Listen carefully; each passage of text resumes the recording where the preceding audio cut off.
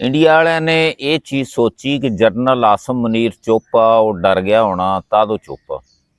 लेकिन साडे जनरल साहब जिहड़े ने वो इस वजह तो चुप नहीं सन। उन्हां दी कोशिश सी भी खित्ते दा अमन खराब ना होवे, लोगों का जान का माल का नुकसान ना होवे। दोनों पासे इंडिया विच भी ते पाकिस्तान दे विच भी जिहड़ा हैगा ना बंदियां दा नुकसान ना होवे। लेकिन इंडिया ने यह जिहड़ी हरकत की आ ये गलत करके इन्हें जिहड़ा हैगा सुत्ते शेर नूं छेड़ बैठा ये।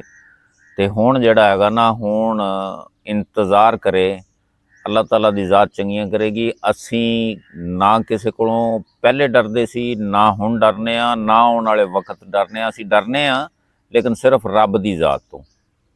ते मोदी ने यह समझिया भी खबरे मेरे तो डर गया, ये तेरे जहाज जूज या पटाके पटूके जिहड़े हैगे ना इन्हां तो मुसलमान नहीं डरदा। मुसलमान ने जिस वेले जंग दे दौरान मरना है उन्हें मरना नहीं, उन्हें शहीद होना है।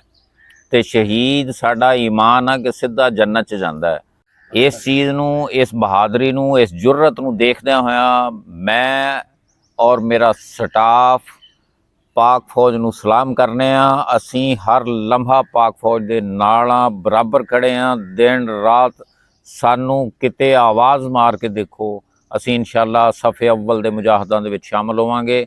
अल्लाह मेरे पाकिस्तान नूं, मेरी फौज नूं सदा आबाद रखे, हसदे वसदे रहन, साडी आवाम खुश रवे। अल्लाह इन्हां नूं आप दे हिफ्ज़ व अमान च रखे। अल्लाह हाफिज़।